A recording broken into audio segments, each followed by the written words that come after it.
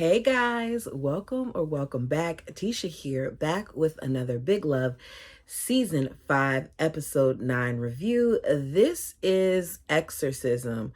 Go ahead and do me a favor and hit the... Do I got crumbs in my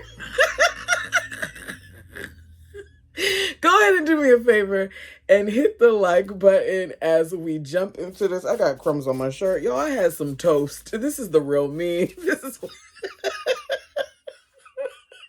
This is what happens. I'm not starting over because this is what you get. We are on the... Wait, we only got one more after this, and then I'm done. I'm on to my 5 wives.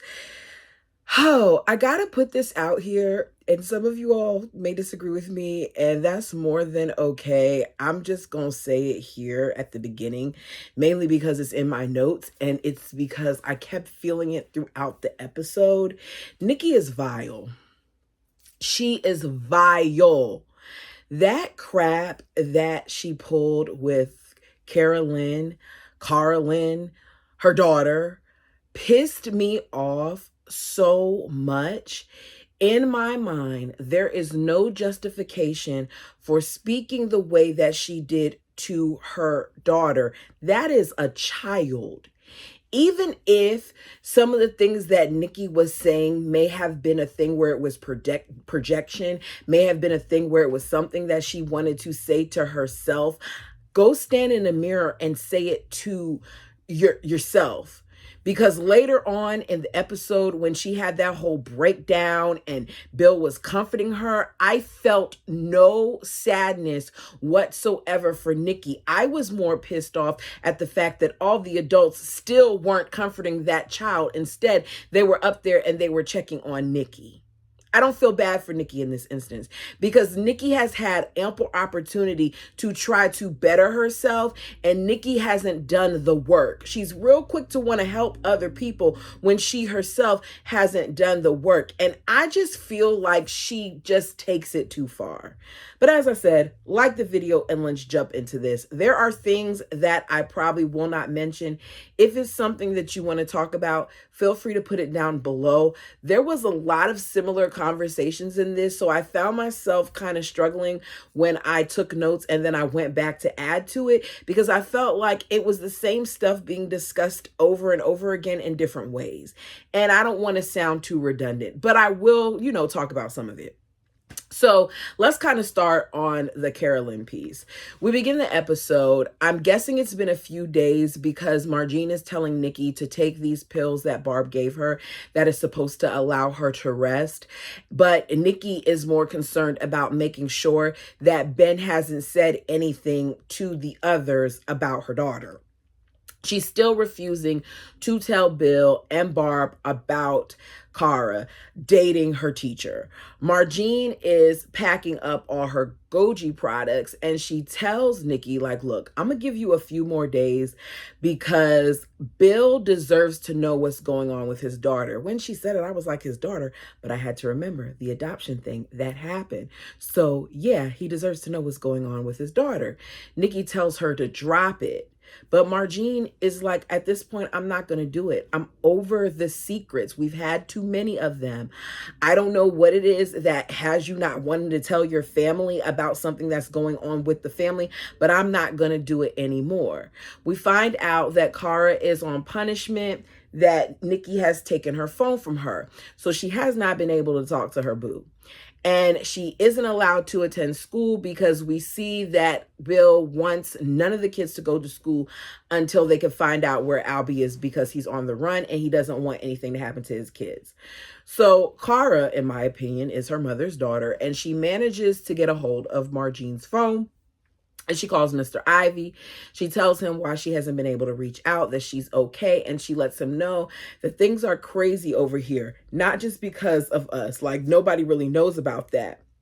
So he wants to come over to talk to everybody about what's going on with them and let them know of his desire to marry Kara. But she tells him not to. Her mother won't say anything because she's embarrassed, she says, and she's ashamed. She says basically like I think she said something along the lines of like she has Margine under her thumb, like she has the upper hand. And as she's saying it, I can't help but notice how sure of herself she is while she's saying this, right? But her smile kind of erases when she realizes that Nikki is standing there and she's overheard parts, if not all of this conversation. So she hangs up the phone, or she's about to hang up the phone. And before she gets off, she says, "I love you too, Greg. Nothing will ever change that." And she hangs up and she walks past her mother, kind of like, "I'm daring you to say something or do something." I was surprised that Nikki didn't say anything. She is acting out, Kara is, but it's clear that this is about so much more than the teacher because, as Ben pointed out, she needs help. She needs actual help.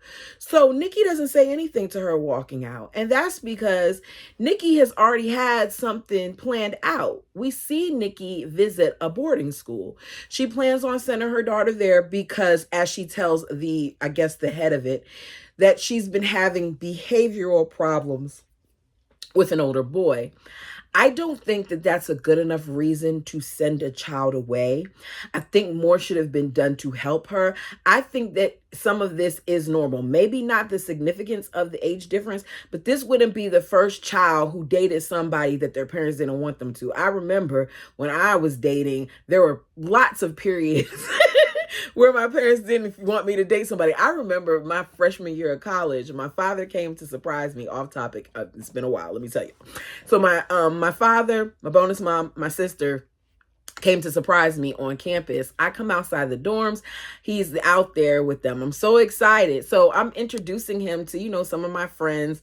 One of my male friends he already knew from high school because we went to the same college. So he was excited to see him. So I wanted to introduce him to my boyfriend. And he says, "What you want to introduce him to me for? He's not going to last. I have no desire to meet him."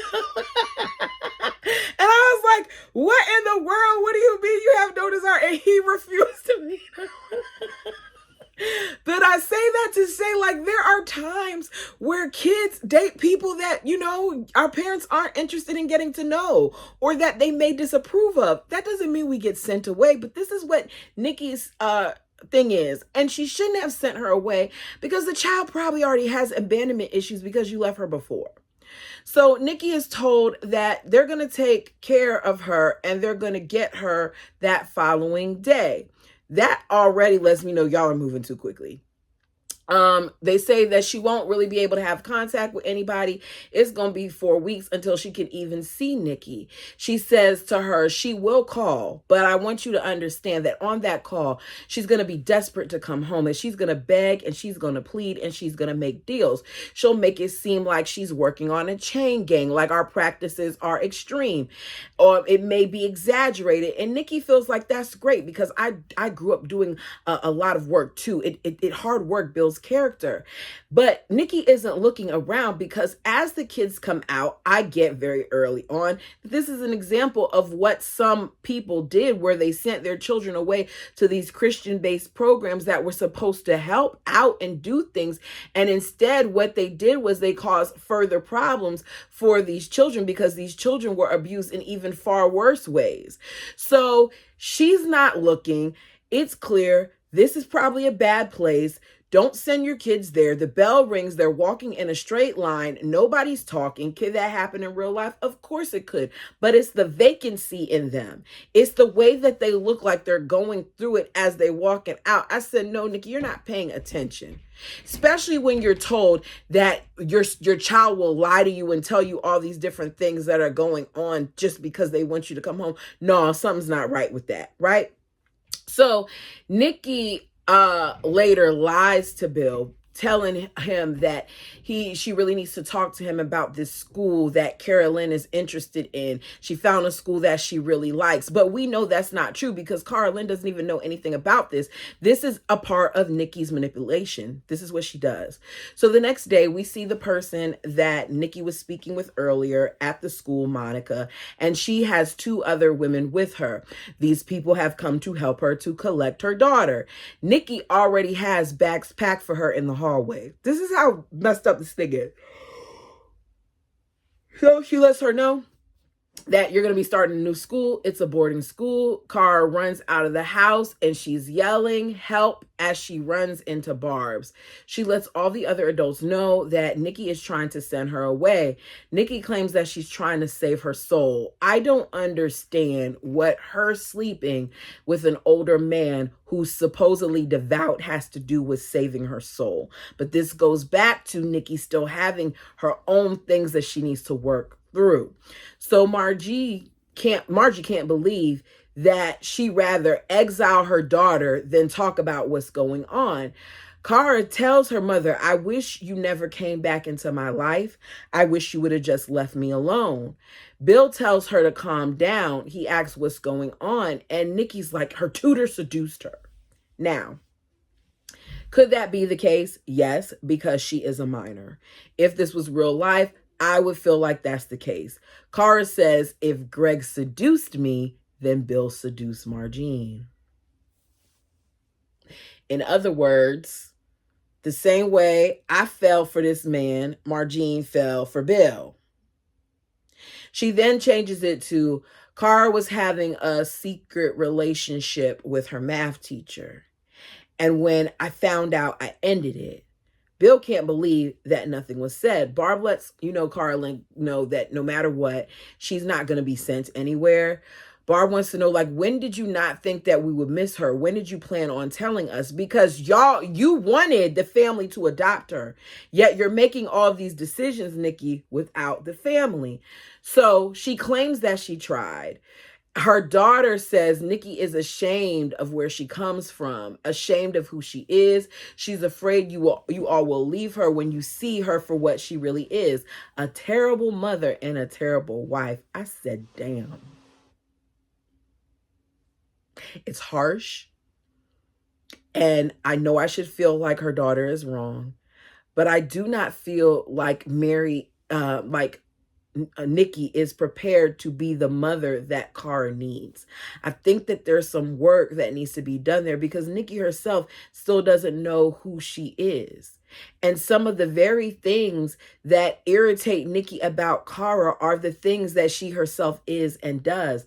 They both have a way of twisting things. They both have a way of, as we see in this, saying harsh things. So Bill wants to know why Nikki didn't tell them. And Bill ends up getting upset because Nikki says, I didn't tell you anything because I didn't think that this household could handle another statutory grape. The look on Bill's face when she said that, he says, how dare you compare me to a predator? If I had known Margene's real age, it would have never been a thing. It would have never amounted to anything. That he's not hiding from anything at this point. If he has to go in jail in order to honor one of his most cherished relationships, then that's what he's going to do. Bill says he's not turning a blind eye to this, not when one of his kids is involved, and he walks off. I said, bye-bye, Bill. Bill is sitting here acting like he is on this higher ground than this teacher, but y'all are on the same level to me because you did not know that she was 16, but you knew she was 18. That's still too young. That's still a 25-year age gap between a teenager and a grown man with wives and children. There's a problem there. But Bill doesn't like to see that he, for a lot of people, is a predator. That's what it's seen as. Like, I'm gonna call the thing a thing. And you being a grown behind man with kids, and your wife and Don both saying that, y'all, you knew she was young, and Don saying that you didn't have anything about a testimony about, her belief system or anything like that. That's not why you wanted her. That's not what you were after. Shows a lot there, right? So I'm not trying to hear all that crap. Both relationships are morally, in my opinion, and legally wrong. Bill can keep making excuses for his choices. At the end of the day, it doesn't change it in my mind. I already talked about Dawn. Okay. I think that Bill knew she was young too. Okay. Albie is on the run. Bill is at the police station upset because they still haven't found him. They think that he's gone, but Bill knows that there's a lot of hiding places on the compound, so don't think that he's gone yet. His mother lies to the police saying that Albie is a coward because he left without saying goodbye, when we later find out that she's helping him. Bill wants to know if anyone contacted the police saying that they saw Albie. They said that they heard different things.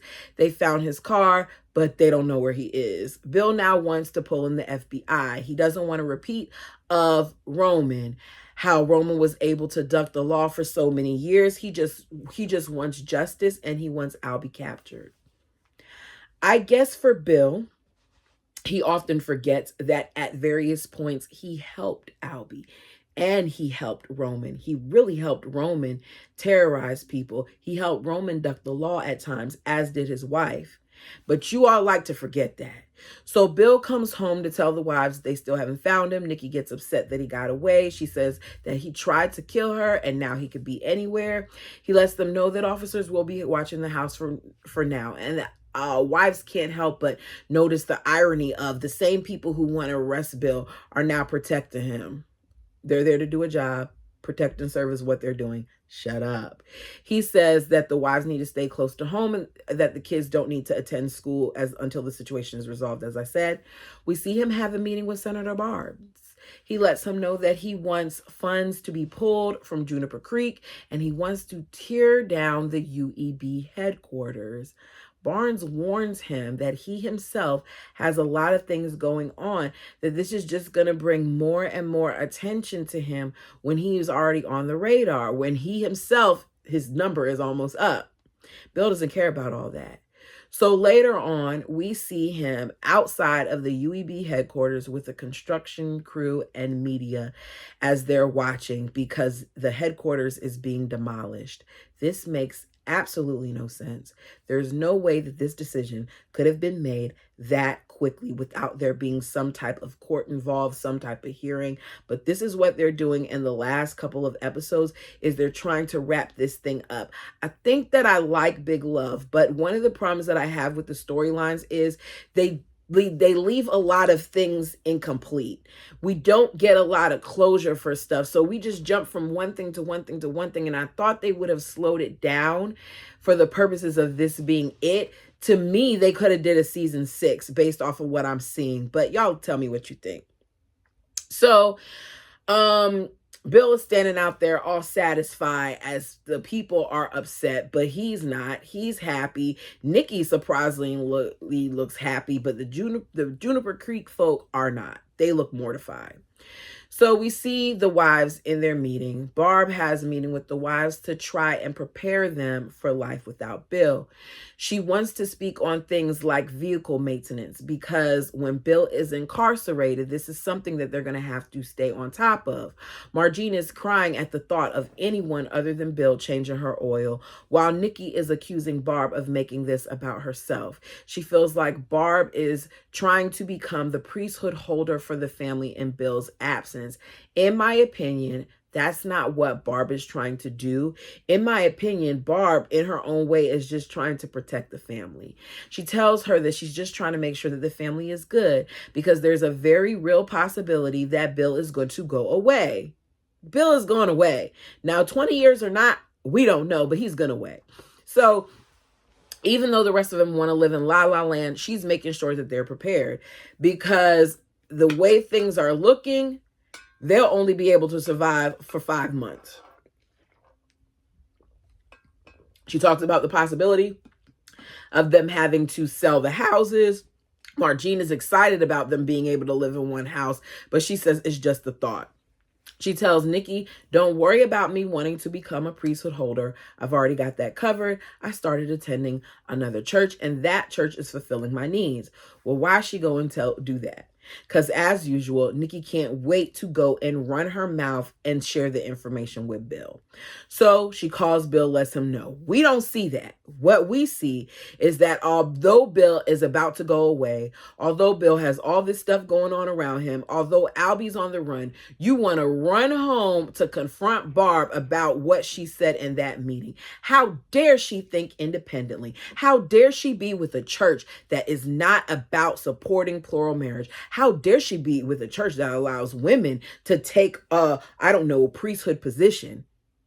So Nikki, of course, comes in while they're having this discussion, talking about her near-death experience and how when it gets as close as it did for her and you get as close as she did to the veil, how you know what secrets to keep and which to share. Because the truth is, Nikki is the only person in her mind allowed to keep secrets. So Bill is full of crap, going at her, talking about how he doesn't feel like she's about the family. But Barb, in my opinion, has sacrificed more than any of the other women in the family. She did not even want polygamy. She allowed him to marry Nikki, even though she didn't want it. She allowed him to divorce her so that Nikki could legally marry the same woman who often belittles Barb, the same woman who snitches on her every chance that she can get. Barb supposedly doesn't care about the family when she allowed you to marry Margine, the lady that she knew that you cheated on her with, the lady that you found out later on is a minor, the lady that's caused all this unnecessary confusion along with you. She watched you as you have courted other women behind her back, as you have tried to impregnate these women when she couldn't give you any more, as you got another one pregnant when you weren't even married to her, Anna, and then sent her away with the baby. She stayed by you as you forced her to publicly come out as a polygamist, knowing that she didn't want to, that every single time she had something good going for her, the casino, it was taken because of you. Bill would have to kiss my butt. He would. He would. I would have walked out on him as he continues to go at her in this episode. So Nikki calls Evie, her sister, suspecting that her mother is aiding and abetting with Albie. She asks her to spy on her. But Evie and Nikki are no match for Adeline, okay? Because Adeline is going to do what Adeline does, and that's going to be stand by these men. Even at her own risk, she's going to stand by these men. She's acting oblivious to everything. She's, typing away on the keyboard. And she's like, what's she doing? She's like, typing. What's she doing now? Typing. She tells her, call me when she does something because Albie is out for blood. All right, Pam. Poor Pam. It's something with this Pam storyline. Because Carl is really, really bitter. Anytime you see Carl looks mad at the family. And I'm just getting this feeling that it's more going on with Carl and Carl about I don't know. I'm not calling him like a Unabomber or anything, but he's going to do something, especially with what she tells us. So she comes over. Margie lets her know that she left Golgi, and Pam starts to kind of have a breakdown. She hands Pam an envelope, tells Pam that I'm going to work hard to make sure that I pay you back the money that you invested into this. And Pam looks shook, and it just goes so much deeper than what's being said. I think Carl's about to lose it is what I wrote up here. She's shaking as she explains that her and Carl are separating, that they are broke, that things have gotten so bad that they haven't even gone to the church because they haven't been able to tithe. Well, if you don't have any money coming in, do they still expect you to tithe? I don't feel like that should stop you, but whatever. After the last worthiness meeting that they had, she said he came home and cried like a baby, that he even totaled his car. And then he borrowed his brother's car and totaled that too, which makes her now believe it wasn't an accident, meaning she feels like he's trying to unalive himself. She says they are failures as Margine says no, and she comforts her. That's going to come back. There's a reason why they let us see all that. So Bill has a meeting with his lovely wives, talking about his expectations should he go to prison. He insists that the wives just do what it is that he wants them to do. So you go in early in the morning, you talk to the different leaders. If they got something to say and they want to talk to me, what you need to do is you need to call me in jail and I'll make a decision and I'll get it back to you. I'm going to run Home Plus the way that I want to. So Barbara's like, no. I don't think you understand that there's so much more to this than that. I don't even understand how Bill feels like he could just have a phone at his disposal and just call whenever he wants to. Sir, you're about to not have access to your family. It's not going to be like that. You're going to be lucky if you can get them once or twice a day, especially with you having so many wives. You're going to have to do all that. There's also other inmates that need to make phone calls too. So I don't think you get how that works. There's only so much JPay will let you do. But anyways, he feels like he's going to be able to be on top of this, right? So she tells Bill things will change. That there are going to be things other than the store to worry about, like the fact there's going to be a lack of companionship and intimacy. Now, he's just bringing it to sex, but she's not just talking about sex. She does say that there are women who have needs. Nikki says, people in my community have gone without certain things for years, talking about the sister wives. But Nikki, I remember when you were struggling, when Bill had cut you off for months. So do you think that is as easy as you're making it sound? Bill tells her that it's easy for her to say certain things. No, Barb does, as far as what Nikki's saying, because she's the legal wife. We then see him come at Barb later on, because it breaks from that, for wanting to be a priesthood holder again. She thinks that she can be the change in the whole faith. And it's not that she's trying to take his position. She just wants her own. But I guess he's the only one allowed to be the change. Because isn't that why he became senator? Because he was trying to be the change.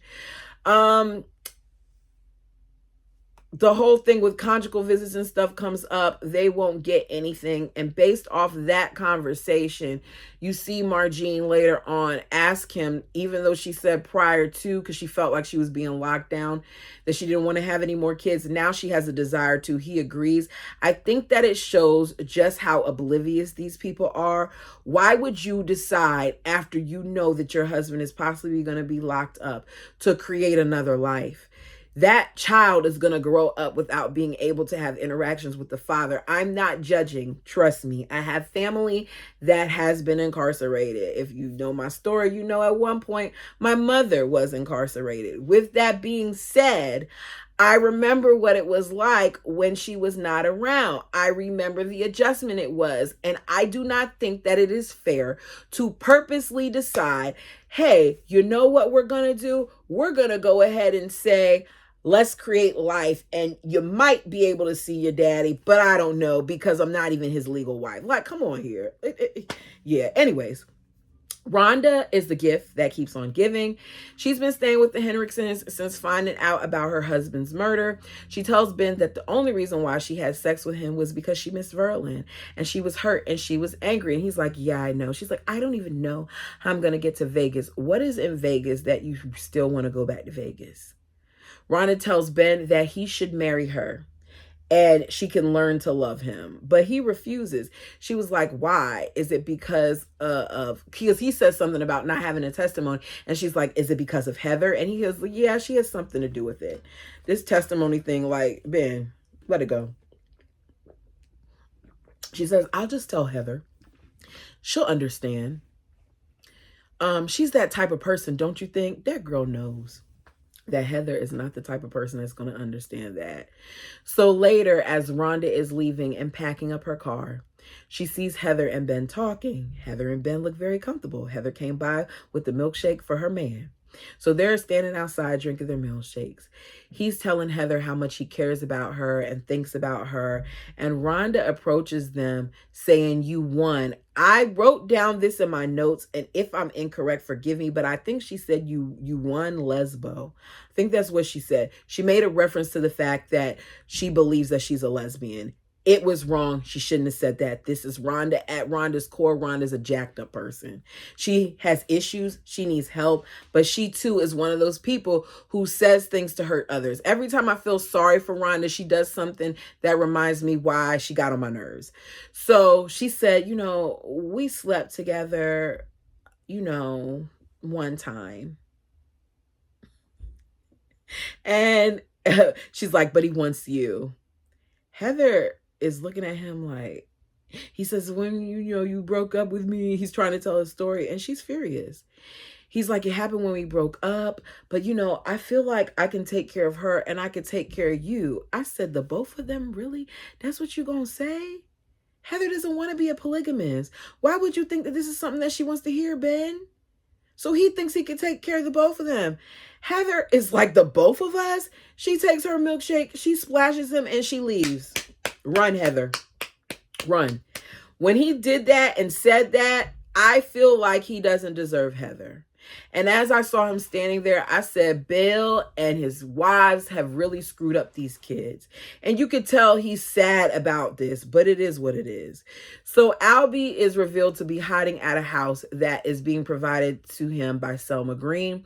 His mother tells him about the roadblocks and how he needs to get off the porch. And he's like, my people are not going to tell on me. So Selma offers him and his mom a safe passage to Mexico. His mom doesn't trust Selma because Roman didn't trust her. Did Hollis die? Because she says something about, did you get my condolences? Was that about Hollis or was it about Roman? Either way, something happened. Y'all tell me down below if I missed it. Albie agrees that he will go to Mexico, and he thanks Selma. Selma leaves, and he tells his mother, we got one more thing to do, which is get his revenge. His mother tries to talk him out of it, but at this point, he's blaming Bill for everything. He says he plans to exact revenge on Bill first. No one sacrificed more than him. Heavenly Father didn't intend for this to happen to him, for him to have to be hiding out and all those other things.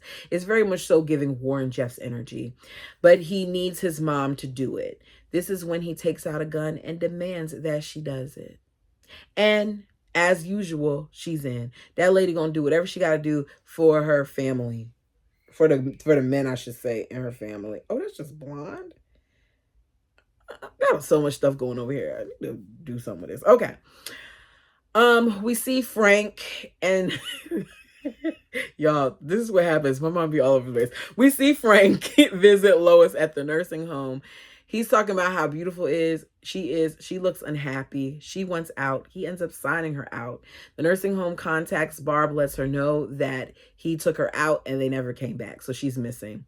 Frank has taken her to the big house, which was Albie's house, which was also the house that she grew up in. So she's recalling memories of being bathed by her mother in a galvanized tub in the kitchen, while Frank is robbing the house of different copper and things like that so he can sell it. She tells him, it's getting worse for me. I've had 3 bad days in a row. And if you listen to the other reviews or watch the episodes prior, you know that means that she wants Frank to help her to unalive herself, because she told Frank, after I have 3 days in a row, I don't want to be here anymore, because she doesn't want to get to the point where people have to change her and do all those other things. As she says it, he actually looks sad and he kisses her hand and tells her to come, and we see them walk out. Bill and Barb head to Juniper Creek to look for Lois. She's making signs while Bill is trying to prepare Lois's car to be towed. Barb thinks that they should do it later on, while he wants to do it now because he wants to save it for one of the boys and he doesn't want it to get rusted and blah, blah, blah. Why would you want to save it for one of the boys? Why didn't you say give it to Cara Lynn? Because she's 15. So she would be the one who would use it before any of them, right? Just something I noticed. So Barb thinks they should do this later. As I said, He says he can't wait for later because he doesn't trust Barb. He was going to have her run things while he was gone. But as far as he's concerned now, she'll probably destroy it. He feels like she's not going to follow the principle, and he questions if she will even still be with the family. Barb brings up him doing the sealing without her. And if he was that concerned about what role she played, he wouldn't have done that. And she blames Bill for pushing her. And she's like, I'm trying to hold on, but you keep on doing all these things that's pushing me. While he says the difference between me and you, Barb, is that I'm not going nowhere for anything, no matter what. I'm going to hold on now and into eternity. Okay, Bill, do you want a cookie for holding on? You have put her in a more compromising position than she's put you in. Bill is on my nerves. He's very dramatic and he gets on my nerves. Okay, Nikki. I wrote, I never would have thought Nikki would say such horrible things to her daughter. The way she did this was creepy. It does seem like Nikki spoke down negative thoughts about herself onto her daughter. So Carolyn wakes up in the middle of the night to find her mother standing at the foot of the bed, ready to make her feel worthless. I do believe that she did this to keep her daughter from Greg. I just didn't like the way she did it. Because she stands at the foot of Nikki's bed, not Nikki's, Kara's bed, and she says, it's finished with you and Mr. Ivy. Bill and I called him. Then your school. Kara says, it doesn't matter. We'll be together soon. And she says, oh, you think so? When we confronted him, he was relieved. He was happy to be rid of you. I said, I know that that's not the case. I know it's not the case. Nikki is lying, but it's the way she went about doing this. It just took it too far. Okay, let me continue. She says, and why not? He got what he wanted from you. If he lies and says otherwise, it's only because he wants to get it again. Meaning, if you contact him and you say something to him and he tells you that he never had this conversation, he's only doing that because he wants to sleep with you again. It's very cold, very calculating. Y'all tell me your thoughts. So she's looking hurt because her mother is telling her this about the man that she thinks she's in love with, that she thinks she cares a lot about, right? So she sits up and she says, no, Greg loves me. And she says, you're acting like you were his only one. You were easy pickings for him, Carlin. Once a victim, always a victim. And stop talking about love. People like you don't deserve love. They don't deserve to get it, and they're incapable of giving it. Her daughter is heartbroken. She says, why are you saying these things? And you can see the tears in her eyes as she's saying it. She says, because I know what you really are. A little manipulator and a liar. For all we know, you're probably on birth control pills. Stop crying. You have them fooled, but not me. And she walks out. She pauses for a minute like, oh, ooh, maybe I took it too far, but that's the end of it. She said this because she doesn't want her daughter to be with Mr. Ivy. She doesn't want her daughter to go through the things that she went through. She wants her daughter to enjoy being a child and having the advantages of furthering her education and being whatever it is that she wants to be. But you belittling her, you demeaning her, you chastising her, in my opinion, isn't the way to get that done. And all you did was just abuse her. That's all you did. You might have meant well, but it didn't come across right. So while at the gas station, Bill and Barb run into Albie and Adeline. Bill is chasing him while Barb is held at gunpoint. Bill almost had Albie, but he leaves to check on Barb because he heard a shot. Barb is bleeding, but it's only because Nikki's mom bitter. She has the gun and it's on her. She got it from her. So we later see that she's arrested because Nikki is visiting her in jail and she's begging for Nikki to bail her out, but Nikki refuses. Nikki can't understand how her mother can side with Albie while her mother is saying like he can't stomach anything. He doesn't do dirty work. Like, you don't know your son. He's done a lot of stuff that you just don't know. She says he's probably on his way to Mexico, which means she's still not being truthful because you already know that he wants to get Bill before he does that. She tells her, despite what she thinks, Albie is incapable of doing harm. And Nikki's like, he held a gun to my head. He tried to kill me. Back at home, Lois checked in. She's fine. The boys are singing for Bill. And then we see a heartbroken Kara in the backyard burning her books. Nikki runs out there to talk to her. She's calling herself worthless, a manipulator, and a liar. She says no one loves her because that's what Nikki told her. That's the crap Nikki said to her the night before. Nikki is saying no and asking her to stop. She has tears in her eyes. Kara apologizes for being awful and messed up. And instead of grabbing her daughter, Nikki runs off crying. She goes to her room. She's tossing things, including laundry. Bill follows her, she's explaining that she wanted things for her daughter. She wanted, to do things for her, but she failed her. Bill says, no, you didn't. I think she did. Bill, in my opinion, doesn't realize who his wife is, because part of being a parent is understanding that we aren't perfect and we do make mistakes. And I think that the way she approached the situation with Cara Lynn, not taking the time to speak with someone, you just found her and immediately brought her into the family. Then you slowly but surely removed her from being around the compound, and then her father was unalived and she was just supposed to go on like everything was okay. Then you didn't listen to her desires when she said she didn't want Bill to be her, adopt her, and you did it anyway. Like, there's a whole bunch of things there that I felt were done wrong, and Bill doesn't know the things that she said to her in that room the night before. So, Bill comforts her, saying she risked everything for her daughter, if you say so. Nikki says she's worse than any of them, that they did not put shame into Cara. I think this is the truest version we're getting of Nikki. JJ didn't do it, Albie didn't do it, and her father didn't do it. She says, I did. And she did. She did put shame into her. Because you shamed her for wanting to dress a certain way. You shamed her for liking a boy when she was talking to Don's son, when you didn't realize that what it was that there was loneliness there, and she just wanted somebody to be there for her. And because of how you isolate her, and because of how you removed her from her job and all these other things, you created this thing. You pushed her into the tutor's arms like you did. Now, am I blaming Nikki for everything? No, because, Carla knew she shouldn't be messing with that older man. And that older man really knew he shouldn't be messing with that little girl. But treating her like she's unclean and saying nasty things to her about her sexuality, that's too far for me. So she's asked why Heavenly Father would allow this, and he's forsaken them. You have free will. And in your free will, you chose to do this. This is when Bill says, do you believe I love you? Because my love for you is Heavenly Father's love. Do you believe Barb loves you? Her love is Heavenly Father's love. Look at me. Margie's love is Heavenly Father's love.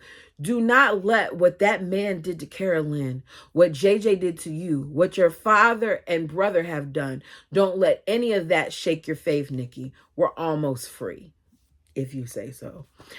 This is when Barb and Margene are up there watching. And as I said, where is Carolyn? Why aren't any of you all comforting that child? Later, Barb, Nikki, and Margene visit Bill at the Capitol. They're eating together. Albie enters the building, shoots the nice security guard, the one security guard that's been nice to Bill, and says to him earlier in the episode, like, I am LDS, but I don't judge. Hang on. They hear shots. Bill checks the hallway because Margie has stepped out. He's armed with his whittle gun, and he encounters Albie.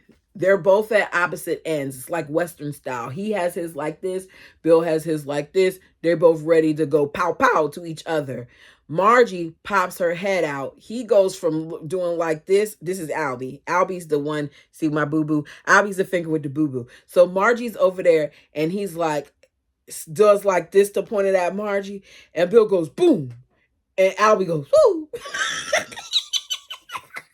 He drops on the floor. He shoots him in the shoulder, right? With his little gun.